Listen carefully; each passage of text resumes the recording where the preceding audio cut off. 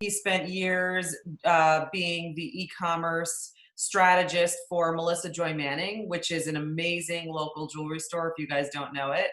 And now he's a strategist and consultant in all things e-commerce for different businesses around the Bay Area. His name is Brian McLister, and we will be hosting him on Monday, June 29th from 2:30 to 3:30. And if you guys want to sign up, I will put the website where you can find all of the information in our chat box. That is on our workshop site.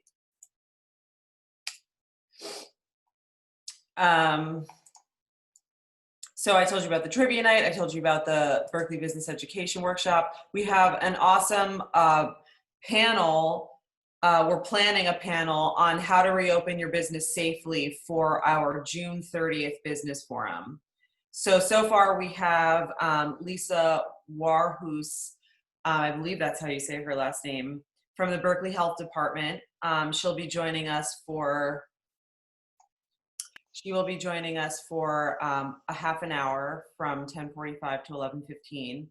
And we will also be joined by a person from Bayer, the lead occupational health leader at Bayer, to talk about the viral behaviors that we know so far about COVID. So all of these questions that you guys submitted to our open Google form about the viral behaviors and what you should or shouldn't do and how to reopen your business safely. Like, for instance, I saw one the other day about changing rooms, and if there's a cloth barrier for a changing room, does that hold the virus for a period of time? So we'll try to be answering all of those questions with the experts on that panel. And again, that's June 30th from 10:30. I think we're going to extend it to 12.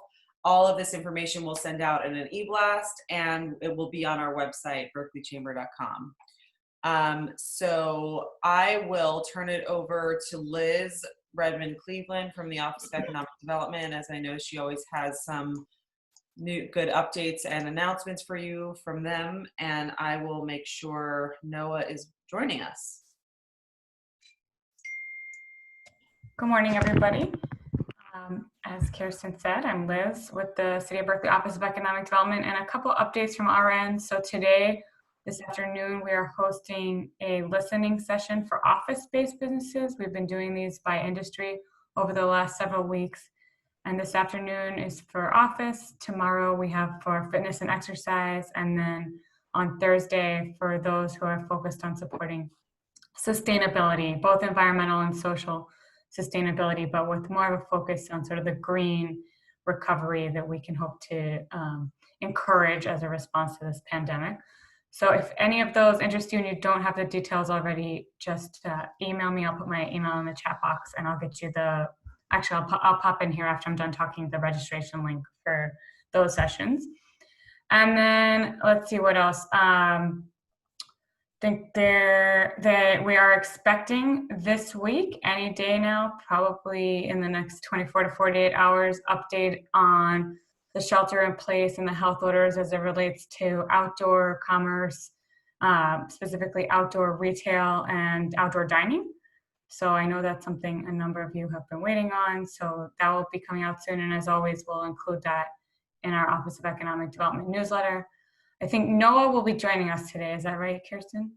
Yes. Okay, so he'll probably talk about this, but just a reminder, the Paycheck Protection Program has had some changes. He'll walk through those, but the last day to apply is June 30th. So if anyone you know still could use those funds, now is the time to apply. There are still funds remaining.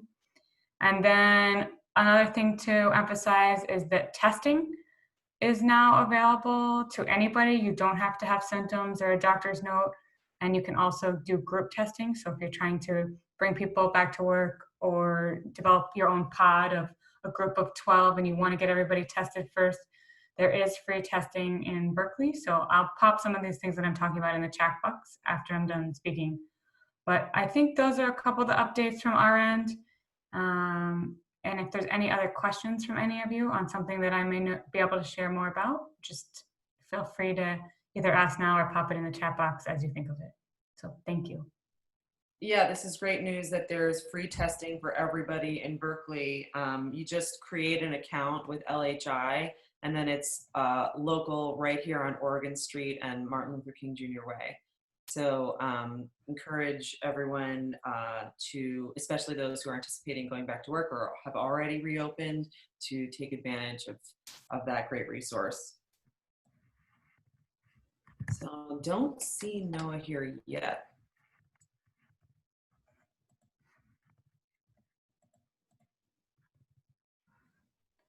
For some reason, I'm not able to put a message in the chat box. Is that a permission that I need, Andy? No, you shouldn't need that permission. No, I see chats from. Okay, something just happened and now I'm able to, so I'll pop that in now. It wasn't letting me paste for some reason.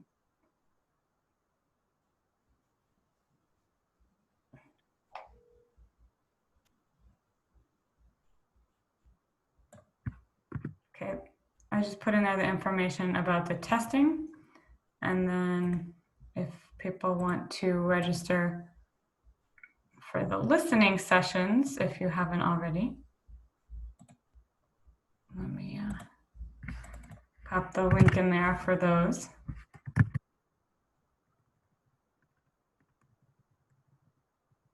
And it looks like Noah's joining us now, so. Okay, sorry about that, guys. Noah sitting in the waiting room. I was here, I swear. We believe you. I was sorry aware. about that. We've been having technical difficulties. So thank you so much for joining us again, Noah. We really appreciate your generosity of your time and efforts. Yeah, absolutely. This is exciting news. There are better regulations for the Paycheck Protection Program.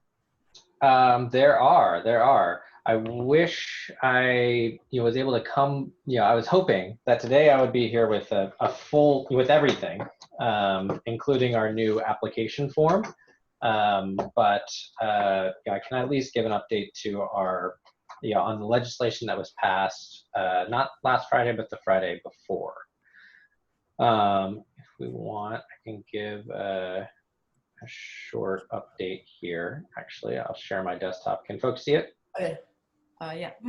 Okay, great. So is this my most up to date? Yeah, okay.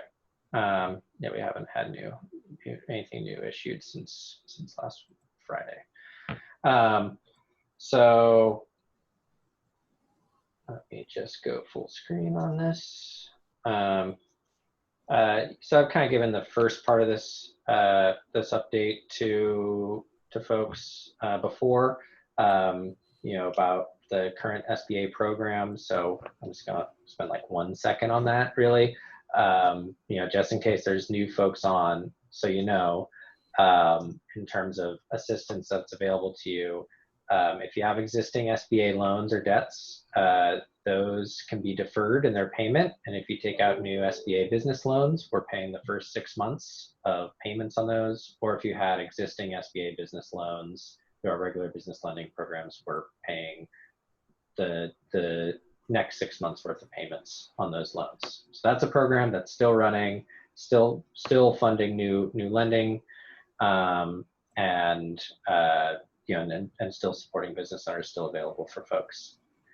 Our other big update, this is actually kind of a little bit of a scoop from the, I know the topic is some of the new legislation that passed, but yesterday we announced for our economic injury disaster loan program that we are accepting new applications now from all business or nonprofit applicants. So the economic injury disaster loan program is a loan that's issued directly by the SBA, directly by the government, and it has a really broad usage of funds for business owners. Pretty much any working capital purpose, anything paying for any financial obligations or operating expenses, which could have normally been paid had not the shelter-in-place orders been issued.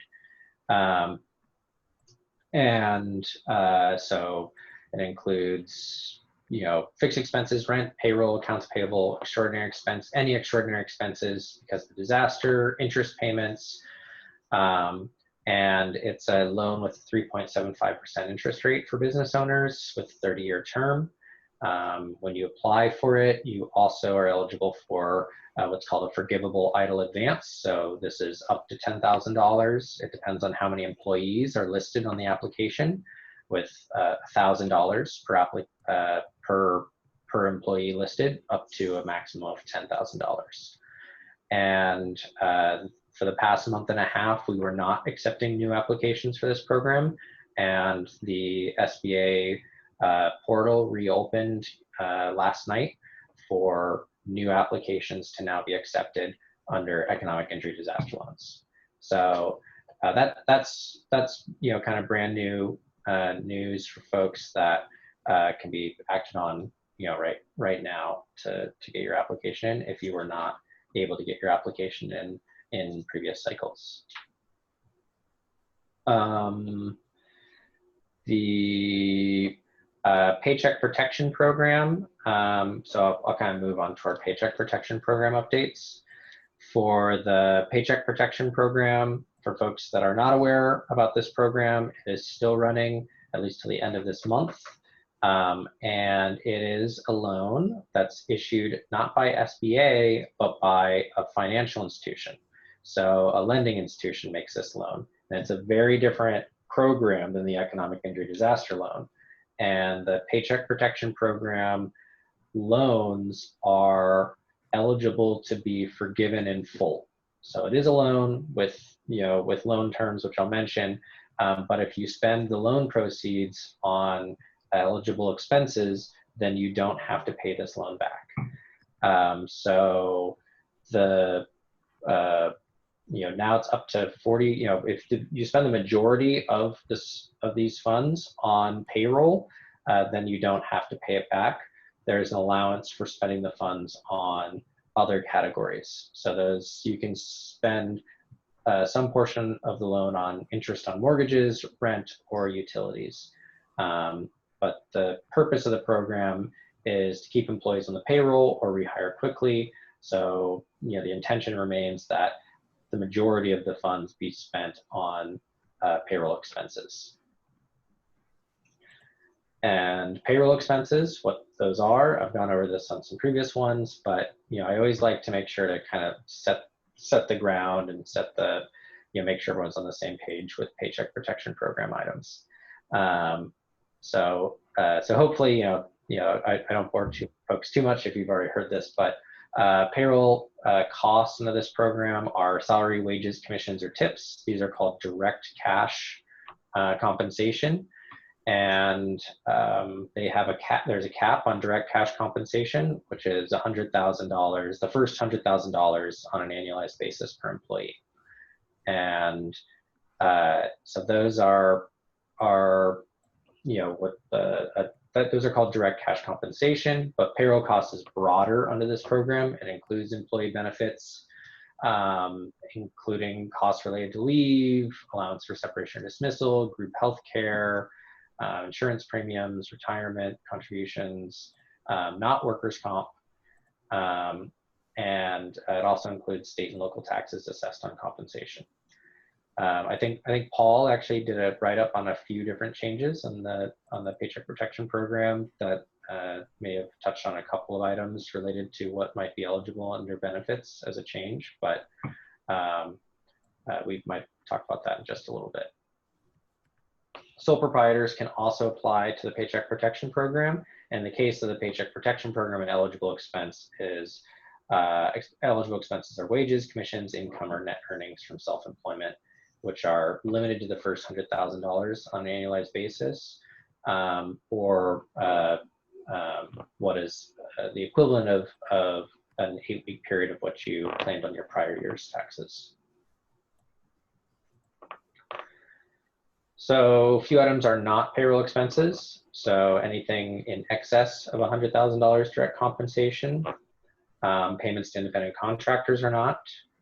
And compensation to employees who are outside of the United States. And qualified sick leave or family leave wages that you can get funding for from other programs. So there's another program called the Families First Coronavirus Response Act that got passed into law that provides funding for some sick leave or family leave situations that are related to coronavirus. So the loan, the term of the loan for the Paycheck Protection Program, if you decide not to get it fully paid, fully forgiven, you do have to pay it back, and you'll pay it back with a 1% interest rate. If you get a new PPP, you'll have a 5-year term. This is one of the changes that were enabled by the Flexibility Act. If you had already been issued a Paycheck Protection Program loan before the Flexibility Act 2 weeks ago passed, the term of a loan was 2 years under the Paycheck Protection Program. And if you've already been issued a Paycheck Protection Program, your loan term will still be 2 years until you go back to your lender, and your lender has to agree to increase the term of your loan to a 5-year term. This only applies if you decide to convert the Paycheck Protection Program to a loan. Remember that. So, but new recipients of Paycheck Protection Programs, by default, the term will be 5 years. If you've already received a loan, then it remains 2 years, but has the option of being extended to 5 if your lender agrees to it. For the other item with the terms of the loan is that your first payment can be up to 16 months. So the Paycheck Protection Program, the way to think about it is it has a payment deferral of 10 months from the end of what's called your covered period. And that covered period is that period of time in which you're making expenses with Paycheck Protection Program funds. Before the legislation passed 2 weeks ago, the covered period was 8 weeks. And after that legislation passed, now there is an option to either have an 8-week period or a 24-week period. So the loan term is 10 months from the end of your covered period. So it'd be 10 months from the end of either the 8-week period or 10 months from the end of a 24-week period. And it's whatever period that you end up choosing as a business owner to use when you go to apply for forgiveness. Other items with the Paycheck Protection Program is doesn't ask for collateral, there's no personal guarantee, no prepayment penalties, and no fees that should be paid to borrowers.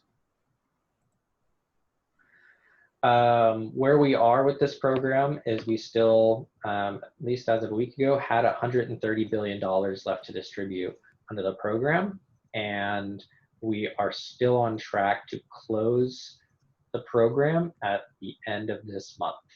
So no new Paycheck Protection Program loans will be allowed to be approved by SBA following the end of June 30th. So if you have not yet applied for the Paycheck Protection Program, you have 2 weeks to both apply and have your lender submit an approval to SBA. That's where we're in the final couple of weeks of funding for this program. There were questions about whether that date would change with the legislation that passed 2 weeks ago, and it did not. So this program is still scheduled to sunset at the end of this month.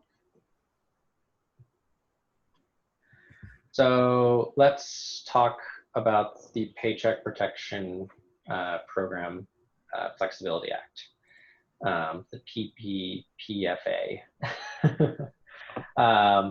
So the real headline with the Paycheck Protection Program Flexibility Act is that it was signed into law, and I'm going to talk about the high-level provisions and guidance around what that law is, but it still is being implemented into rules are being taken from that legislation and implemented, but many of the major provisions of that legislation have yet to be incorporated into rulemaking yet.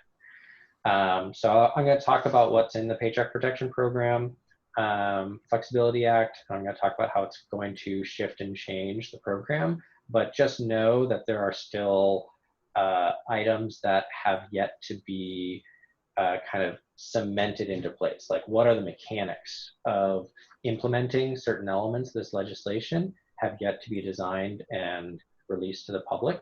So I'll flag those and let you know that, here's what the high level items are that are in this legislation, but also I'll point out where we're still waiting. We're in a wait and see moment to see when, to see what the mechanics of forgiveness look like, thanks to the changes that were signed into law by this legislation. So high level items for the Paycheck Protection Program Flexibility Act. One of the modifications is that what's called the covered period for loan forgiveness is changing from 8 weeks after the date of loan disbursement to 24 weeks after the date of loan disbursement. So if you were already issued a Paycheck Protection Program, you will have the choice between 8 weeks or 24 weeks.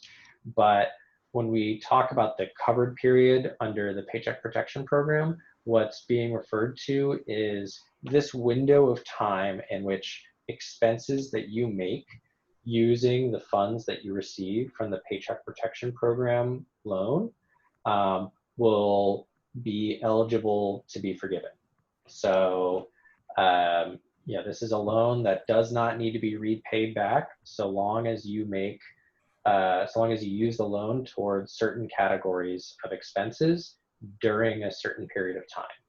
And the during a certain period of time part here means 24 weeks starting from the date after the loan is dispersed to you. Or if you're on a more frequent than biweekly payroll period, starting from the first date of that payroll period. That's for a new Paycheck Protection Program loan that gets issued starting from, I think it's the 5th of this month. But if you had already been issued a Paycheck Protection Program, you'll have the option, like I said, to choose either an 8-week period or the 24-week period. All new loans by default will have the 24-week period. The other major change that was signed into law through the Paycheck Protection Program Flexibility Act were, so originally, in order to qualify for full forgiveness under the Paycheck Protection Program loan, you had to spend at minimum 75% of that loan on payroll costs. And there was an allowance to spend, if you wished, up to 25% on those other categories: mortgage interest, rent, or utility payments. The Paycheck Protection Program Flexibility Act, it lowered that minimum. So now what it is in order to qualify for full forgiveness of this loan, you need to spend at minimum 60% of that loan on payroll costs. And you may use up to 40% on those other categories. You can still use 100% of this loan on payroll costs. It's not saying you must do a 60-40 split, but it's saying that in order to qualify for full forgiveness, you need at least 60% to be spent on payroll costs. If you used less than 60% on payroll, you can still be eligible for partial loan forgiveness, and so if you use less than 60% of that loan amount, you can still receive forgiveness, but it's not going to be full forgiveness of the loan.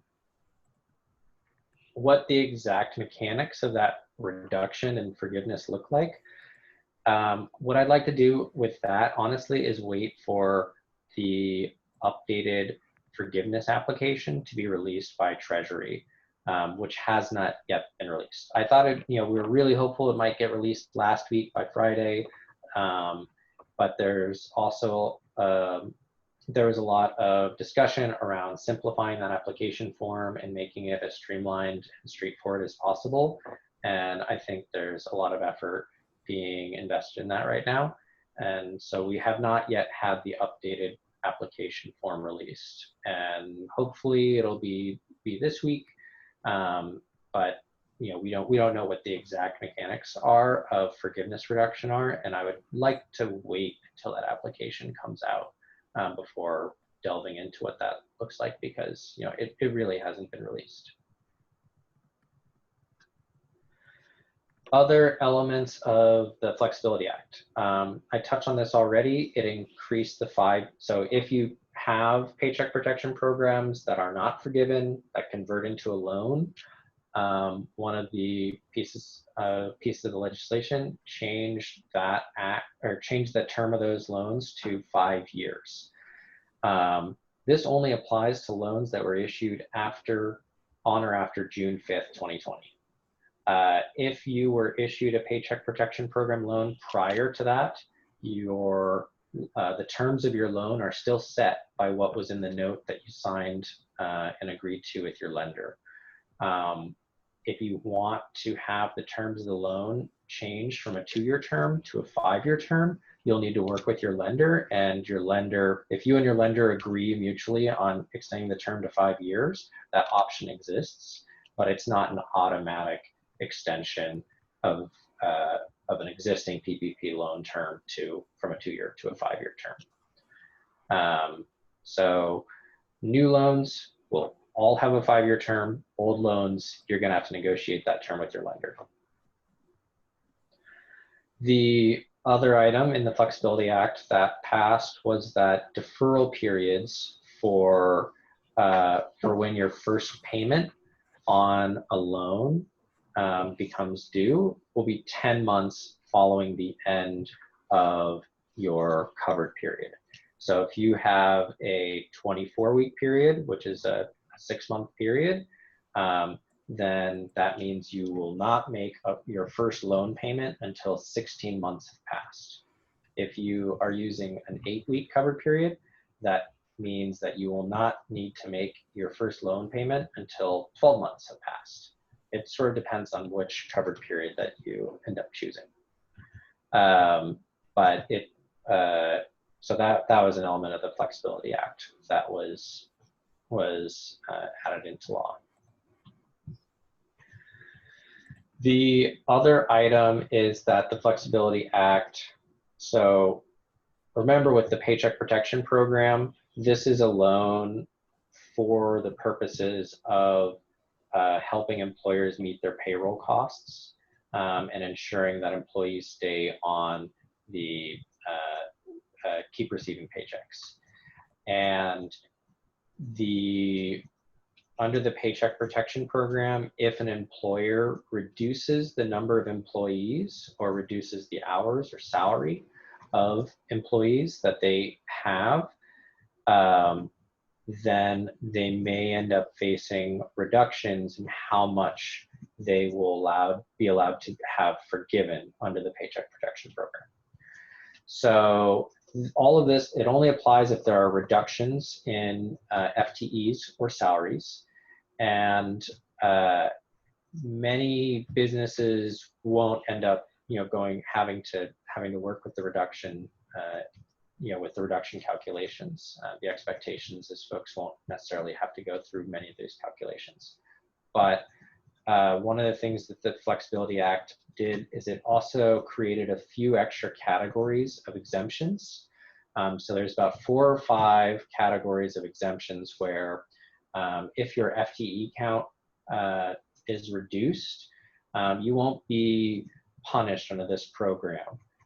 You won't have any loan forgiveness reduction applied to you if the reason for your FTE reduction falls into a few different categories. And the Flexibility Act added a few extra categories in addition to the 2 or 3 categories that already existed. One of those categories that was added is that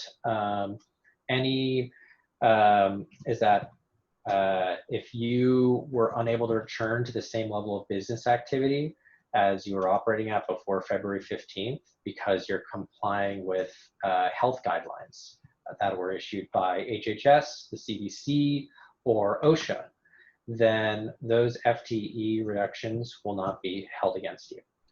So if, normally you used to have 10 staff and it was a really small space, and now because of limitations on the number of individuals that are allowed in a space, you can only safely have 3 employees in that space. That reduction from 10 to 3 will not be held against you because you might be complying with specific guidance that was issued by one of those 3 agencies. The other exemption that was added is that if there are reductions in FTEs that you might have because you were unable to find a similarly qualified employee to fill a position that was, that was vacated by somebody, then that will also not be held against you as an employer.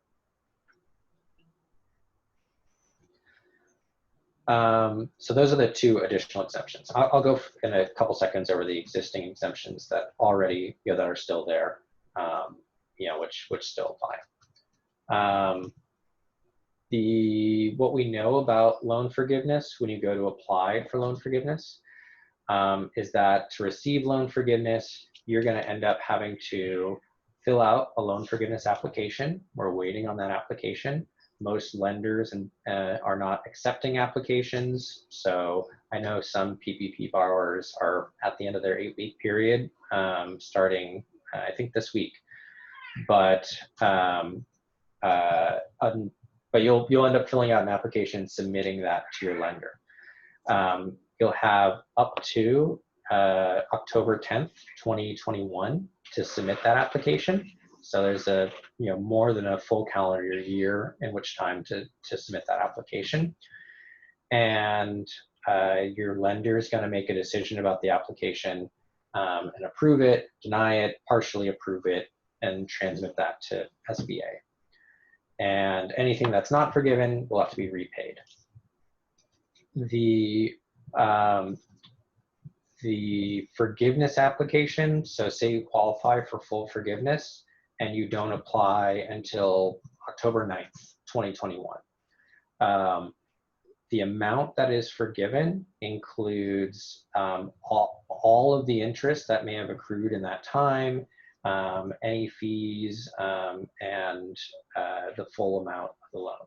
So forgiveness includes not only the principal, but any interest that has accrued while in between the issuance of the loan and the application for approval. Like I said, we don't have our new loan forgiveness application yet released. So the exact mechanics, when people want to have questions about loan forgiveness reduction or exemptions or those the nitty-gritty mechanics questions, we're going to have to wait for that application to be released in order to start addressing some of those questions.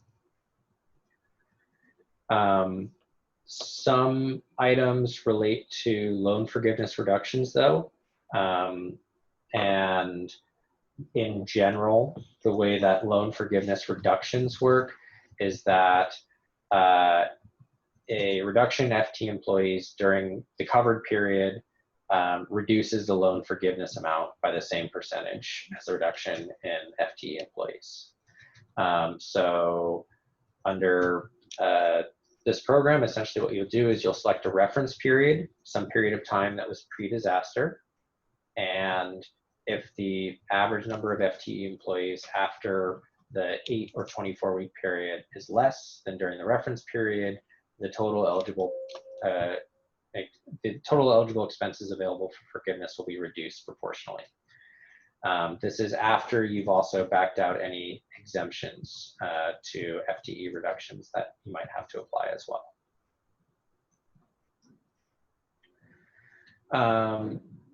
I mentioned the new categories of exemptions that were put into place by the Flexibility Act. So those new ones were that business owners would not be, they would not have to, they'd be exempted from any reduction in loan forgiveness If they were complying with health guidelines, they are exempt from loan forgiveness reduction. If they had to reduce FTEs, if they were unable to fill qualified positions, find that qualified employee to fill a position. There were also existing exemptions that were in place before the Flexibility Act passed. And so if you also made an offer to an employee to return to work and that employee rejected that offer, then so long as you have that documented, then that employee will not be counted against you for any forgiveness when you go to apply for loan forgiveness under the PPP. There is also, if you had an employee who voluntarily reduced their hours or voluntarily chose not to return back to work, or who was fired for cause, those employees will not be held against you for loan forgiveness reduction as well. So let's see, yeah, if employees fired for cause, voluntarily resigns, or voluntarily requests a schedule reduction, any FTE reduction, for that situation will not result in an FTE reduction penalty. So lots of exemptions, lots of flexibility for business owners. And I believe the expectation of this program is that loan forgiveness reductions and partial loan forgiveness, the expectation is that the vast majority of individuals who have applied for and received Paycheck Protection Programs will be receiving full loan forgiveness. That's the expectation and the structure of this program, and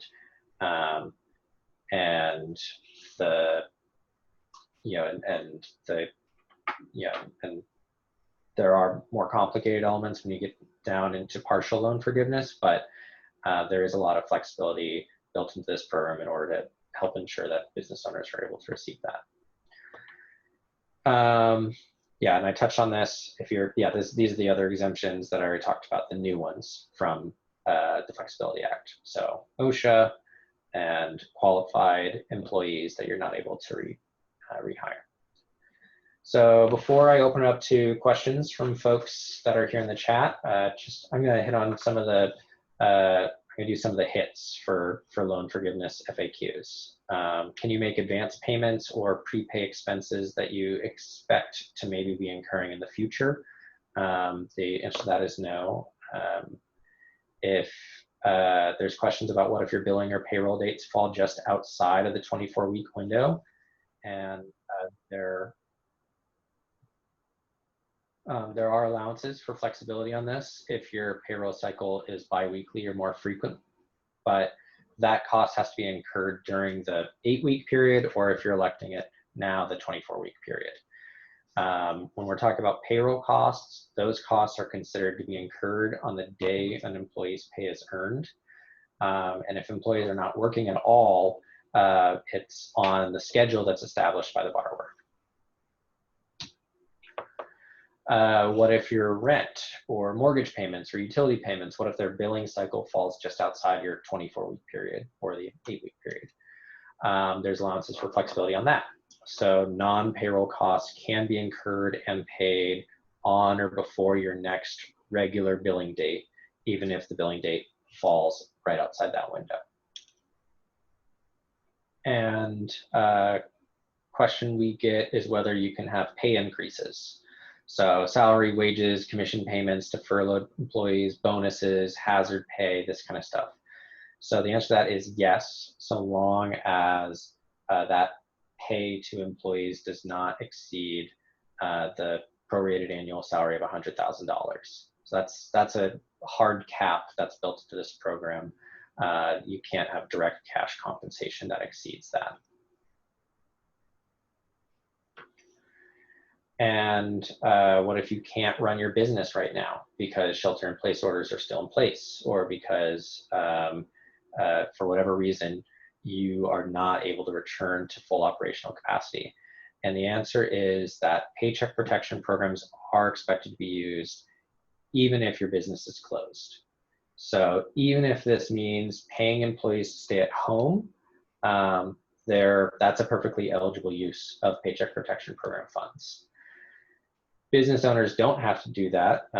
If you're able to shift some of your work remotely, if you're able to do part of your business's operations, whether working on long-term projects or shifting some part of the operations to be done remotely, you can pay for that work, of course.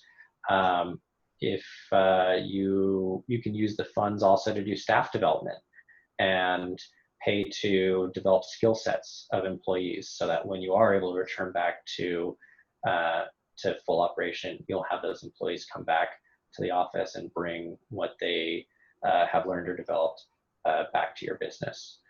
But failing that, if you are just closed and it is not possible to do anything else, yeah, you can and should pay people to stay at home. And those will be eligible expenses under the Paycheck Protection Program fund, Paycheck Protection Program.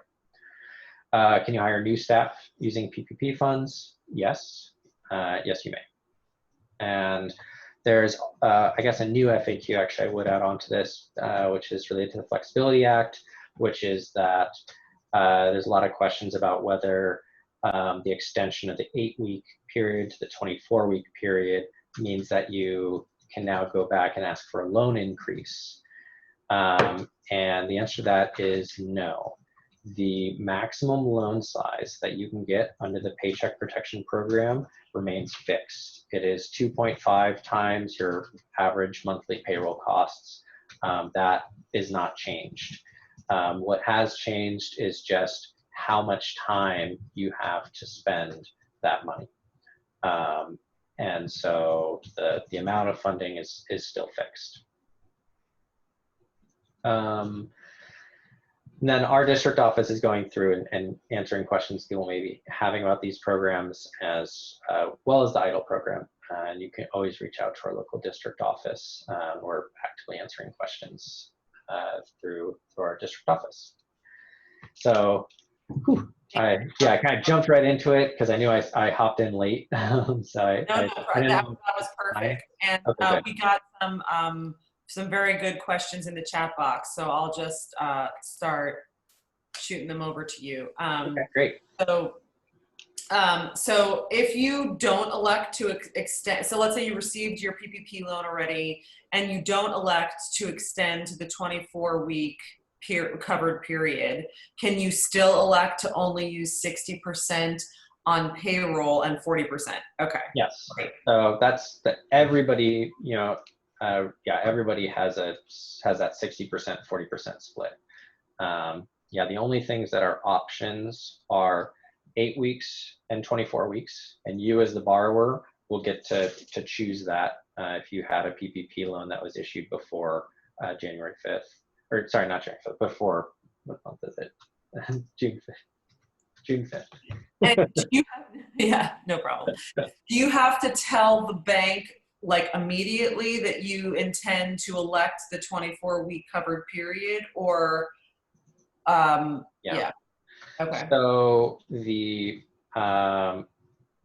that's kind of a question that we want to see the mechanics on, but the expectation, I believe, is that it's going to be baked into the loan forgiveness application form that gets submitted. But I would wait until we see what that application form looks like in order to really say the exact mechanics on electing 8 weeks or 24 weeks. Okay. Well, at the very least, I would imagine it's always good to have an open communication channel with your lender, since especially they are the ones in charge of this. So it doesn't hurt to have that open communication and just keep them informed. Yeah, and one thing I will say about PPP loan forgiveness is that I know many business owners are, they're looking at this program, they're saying, and it's like and they're saying, okay, it's a 56-day period, that 8-week period. on day 57, I am submitting my application for loan forgiveness. That's, I think that's where many individuals that are at. This program allows for loan forgiveness applications to be submitted up to more than a year after the loan has been dispersed. So you could be issued your PPP loan today, use and you could be coming up at the end of your 8-week period today, right? And not put in a single piece of paperwork until October 9th, 2021. And apply next year in October, essentially. And what will be forgiven is the full loan that you're eligible to have forgiven, plus any interest that may have accrued in that time. And I say that because I know that on day 57 of this program, very few of the lenders are going to be ready to have an application process that you could apply to. They are waiting for the application, the forgiveness application itself to be released. And then even after it gets released, each lender is likely going to have to implement their own infrastructure for taking in those applications, processing them, and submitting them to SBA. So just to put that context. It's important to note, though, if you do wait a year after disbursement or up to a year after disbursement to apply for the forgiveness, you may have payments due. You will have payments due before then that you will have to make, because the payments will come due 10 months after the disbursement, after the covered period. Or is that not true? Because that's... Yeah, no, you're right. That's interesting. Yeah, that's one of those, the other time period issues. So. Well, I might not be right, actually. So, because you said it's 10 months after the covered period. So if it's 10 months, if you elect to have an 8-week covered period, then it will be 12 months, so that means that it will come due at the same exact time as your forgiveness application. But if you do a 24-week period, then it will come due after that year period anyway. So I'm actually wrong. Sorry about that.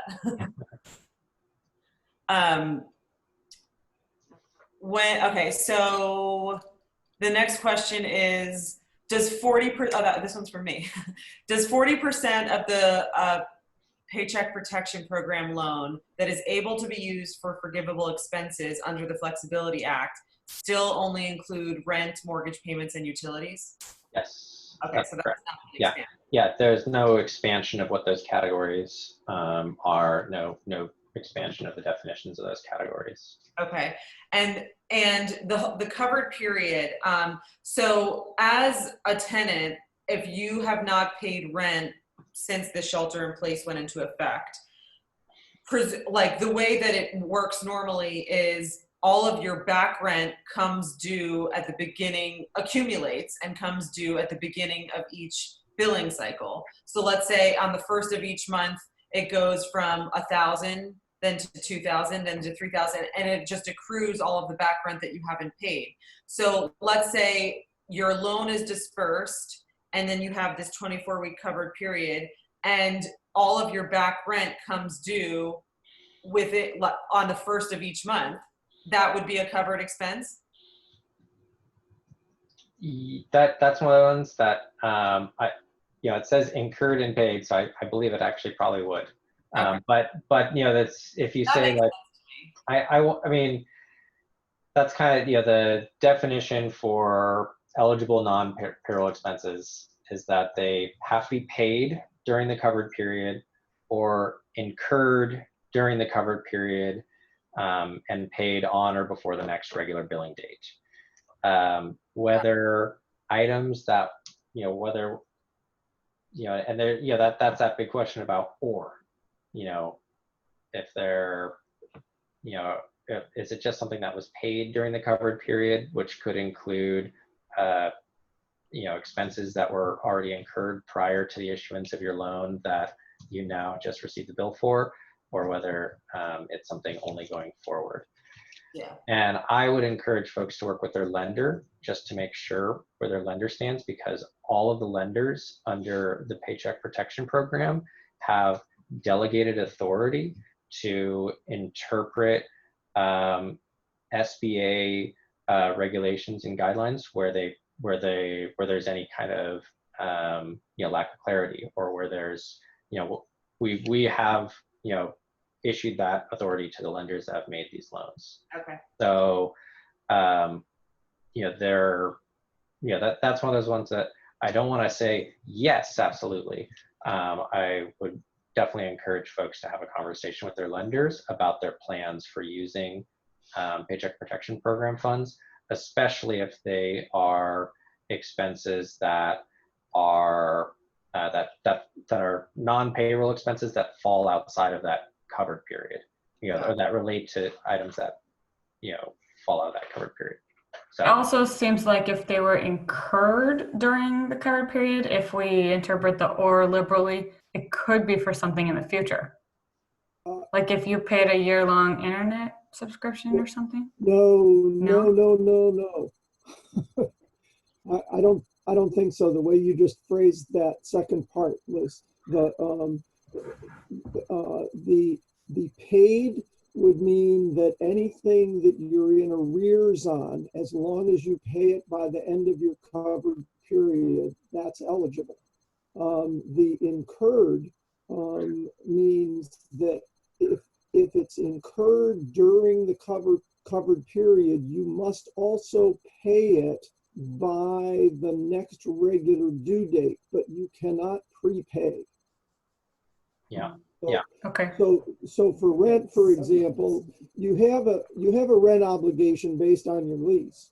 So so there's no question that you have the obligation, but my view is that if your period ends the end of June and you're paying July rent, I think that's probably okay. Though there could be a question about that. But definitely you couldn't pay August rent. Yeah, that's a great question that Liz just said. Is internet considered a utility? Yeah, it's listed as one of the utilities that's covered. So the covered utility payments are business payments for a service for the distribution of electricity, gas, water, transportation, telephone, or internet access for which service began before February 15th. Right. Okay, great. I just think this could be very challenging. Like people pay quarterly for something. So say you paid during the covered period for 3 months of internet or 3 months of gas service. Is it not going to cover, say, 2 months of that if they fall outside the cover? Like say you paid it you're going with the 8 weeks and then you paid it on the last week and it was for the next period that was for that week and the 2 following. Mm-hmm. And I mean, but normally utilities don't ask you to prepay. You're paying for services that was rendered like that you already received. I don't know across the board, but when I pay my utilities, it's for stuff that I've already received. My internet, my electricity, my gas. I don't know I've never experienced one where you'd have to prepay. Hopefully those are all relatively small numbers, but my advice has been to do a proration, to be conservative. Yeah. Hope to meet your numbers. And my broader advice around the Paycheck Protection Program for folks who, if you want to take the abundance of caution approach, just look at expenses that are everything that you're spending during your covered period. Stick within that window to the greatest degree possible. That is not to say that this program does not allow for some flexibility around those sides, which is what this conversation has been around.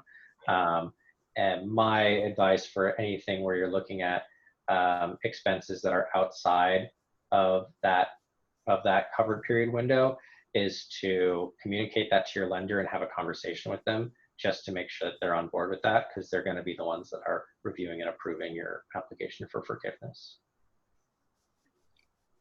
Okay, so I'm going to run through a couple of quick questions. Does the full-time equivalent mean 30 hours per week or 40 hours per week? Yeah, so the FT, there's two options for calculating FTEs under the, so I'll link the old forgiveness application here. It should only really be used as some reference, because it's not, this is a link to the, it's still up on the website, but it is going to change. There will be big differences between the new application that gets released and this application. Some of the language will likely remain the same though. On the old application, the way that FTEs are defined, there's two methods for calculating them. The simplified method just says if you have more than 40 hours, you count an FTE as 1. If you have less than 40 hours on average, it's a 0.5. Okay. But there's the alternate method on the less than 40 hours, which is the rounding to the nearest actual. Mm-hmm. Paul, you had a point that you wanted to confirm about state regulations and federal regulations. Well, the new slide that expands the FTE exemptions, Mm-hmm. right, for things that are issued by Health and Human Services, by CDC, and I've forgotten the third one. But those are all federally issued criteria, and our local criteria, either state or city of Berkeley, are generally much more restrictive, to my knowledge, Yes. than what the federal criteria are. And so, if we're in Berkeley, we're all following the Berkeley criteria, but that doesn't mean we're going to qualify for those federal exemptions. Is that correct? That is correct, yes. So there are 3 agencies listed, and only 3 agencies listed whose guidelines will qualify you for exemption. So if the CD, if OSHA or the CDC, don't have any restrictions around, that might around barbershops, but the city of Berkeley has a very strong restriction that applies to barbershops. That restriction that city of Berkeley has won't qualify, that won't qualify for exemption under this program. It only looks at those federal agencies' guidelines. Oh my God, that's huge. So if they're not, if a business is not allowed to work because of a guideline that inhibits them from working, which is on the city level, they're not eligible for an FTE reduction exemption due to the fact that they can't work because of the city health order? Well, remember that even if you cannot work or open your business, that you can still keep employees on the payroll. So you can have employees that come back and are full-time equivalent employees that are getting their full salary, but your business is closed, and those funds are eligible for forgiveness. Right.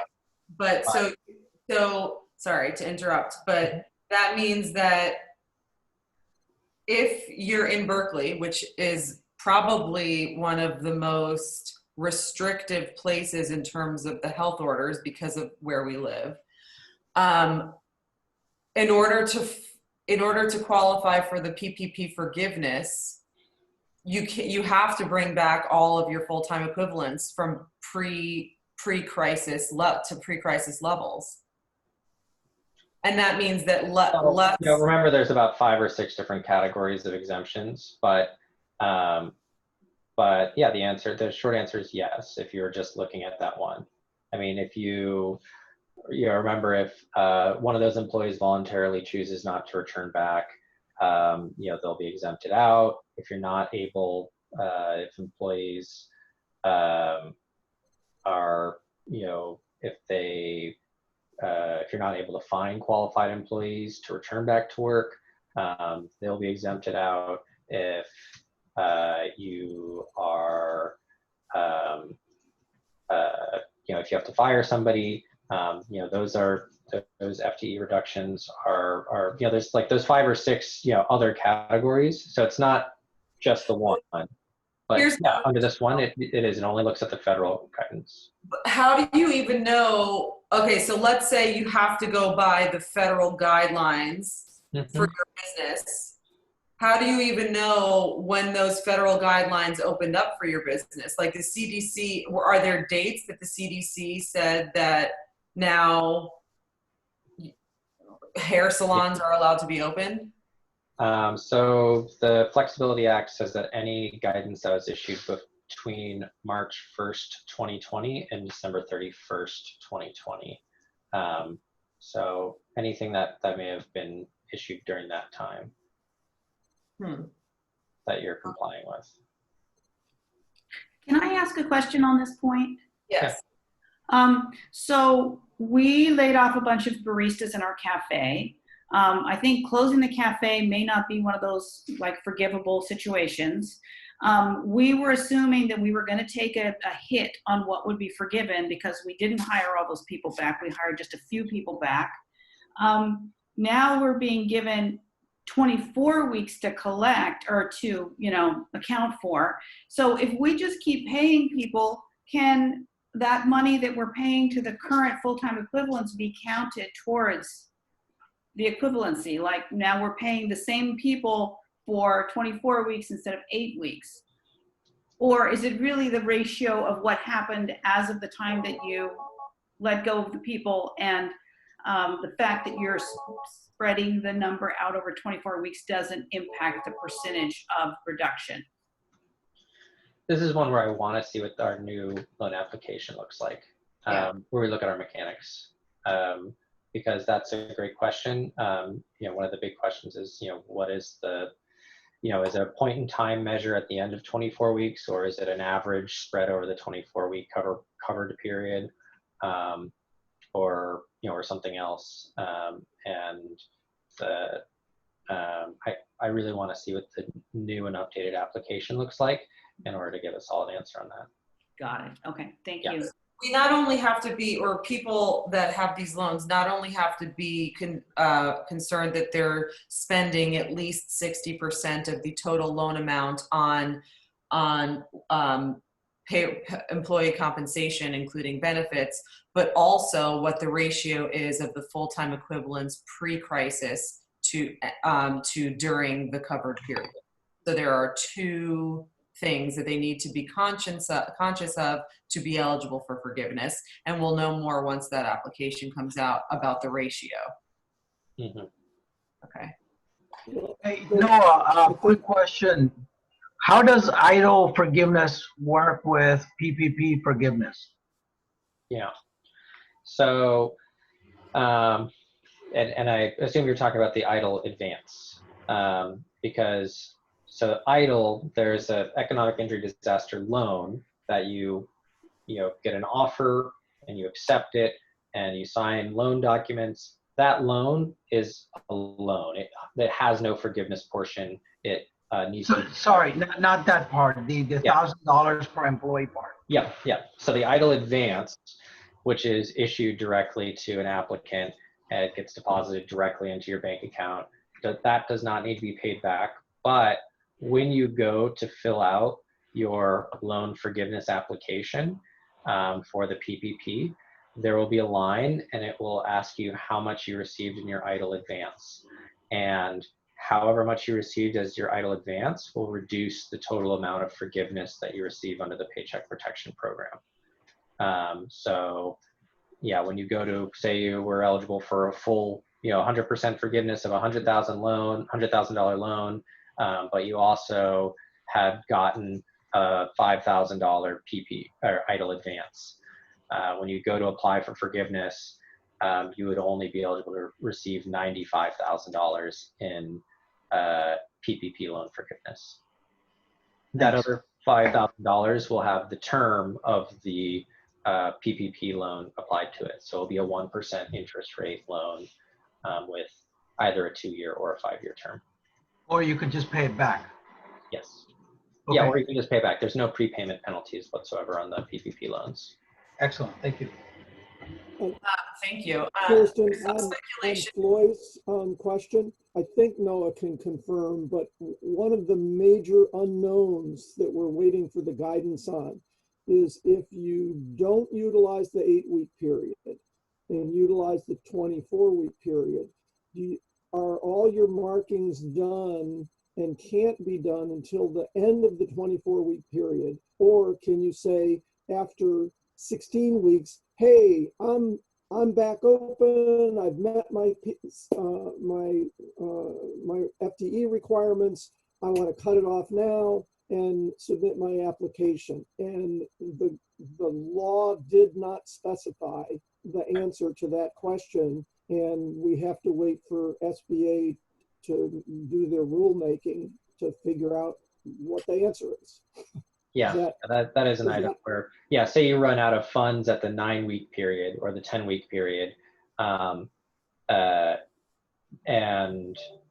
could you just go ahead and apply for forgiveness at that time, or do you have to wait for the full 24-week period?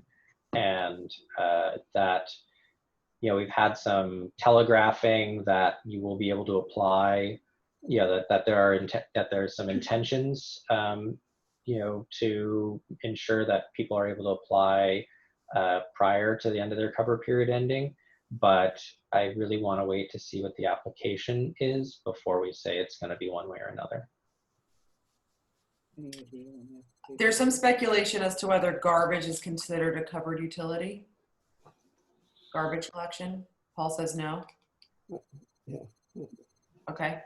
The way I read the fine print someplace, Noah, was that it was related to transmission of one of those items, the water, gas, etc.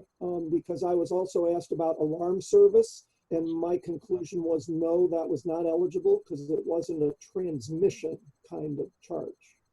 Yeah, and on SBA side especially, I can't sort of speculate on intentions of what a category means. I can only just look at kind of plain language of what is written on the utilities, on that line about covered utility payments, and it doesn't say explicitly gas.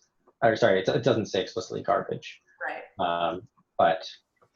So yeah. So it's not included explicitly, and so if you're really interested, talk to your lender. Well, or send you an email, Kirsten, and I'll try to find the reference and let you know where it is. Because I was looking for that because people kept asking that question. Yeah, and that's one of the the golden rule with the Paycheck Protection Program is that it always depends, and it depends on your lender, because this is a lender-driven program, and lenders have delegated authority to interpret and take on risks and work with their clients on these programs and with these loans.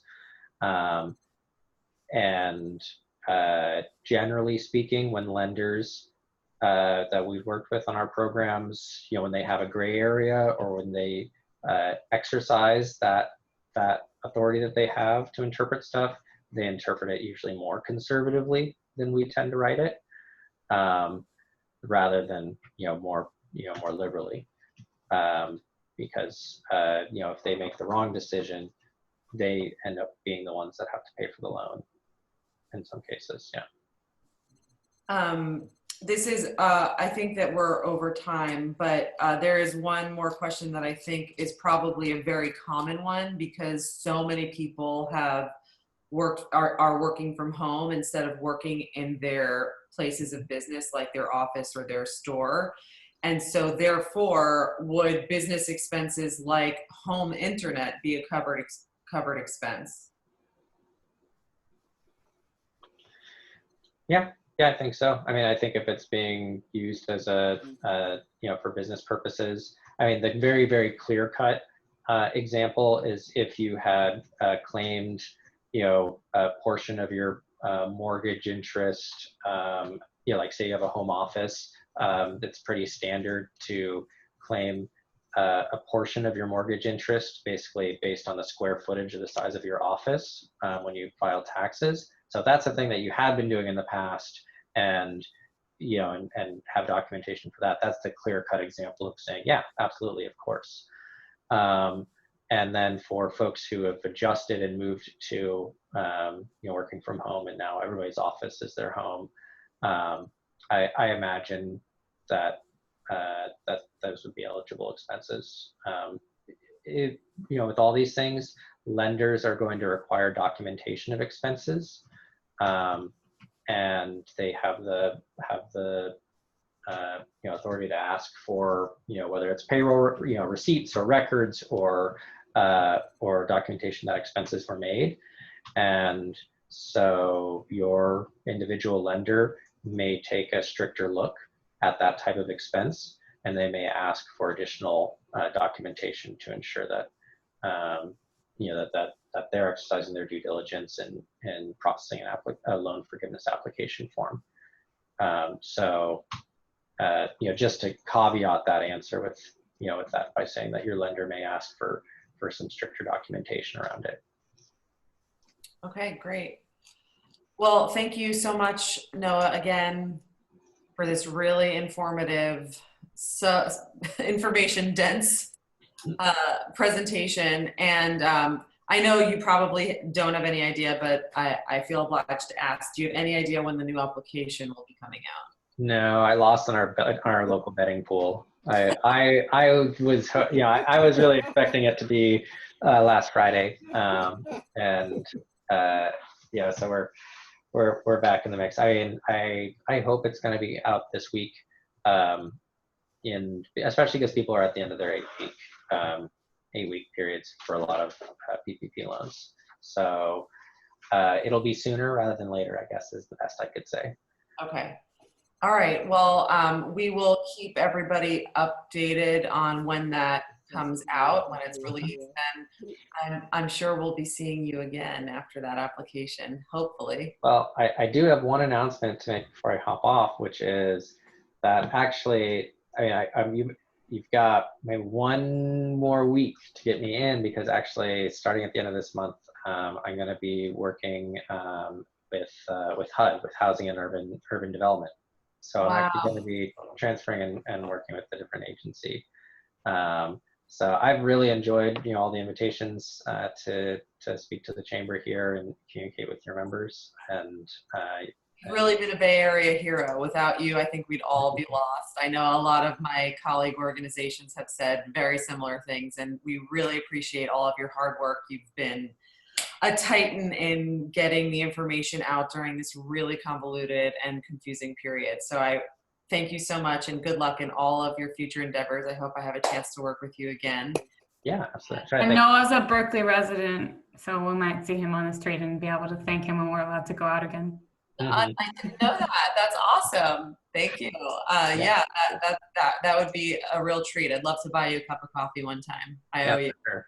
And I might even end up having Berkeley in my portfolio, Elizabeth. So I might end up just working with all of because I'm going to be working with a lot of the grants to cities and counties. So I know I'm going to be working on a lot of the East Bay stuff. So I've not. Everybody be nice to Noah always, because he. Thank you, Noah. Oh yeah, and I'll put my email in chat because someone asked for that. Yeah, sfomail@sba.gov, right? Yeah. And also, people asked if the presentation from today would be shared. Yeah, I can upload. Yeah, so this is being recorded. At last 2 weeks ago, we had some trouble with the recording, but this one is being recorded and it will go up on our webinars page. And we'd be happy to also share the PowerPoint if you want to. Yeah, I just popped in a chat for folks. Awesome. Great, thank you so much. All right, everybody. We will see you on June 30th. Thank you again, Noah, and good luck. Yeah, thank you, Kristen.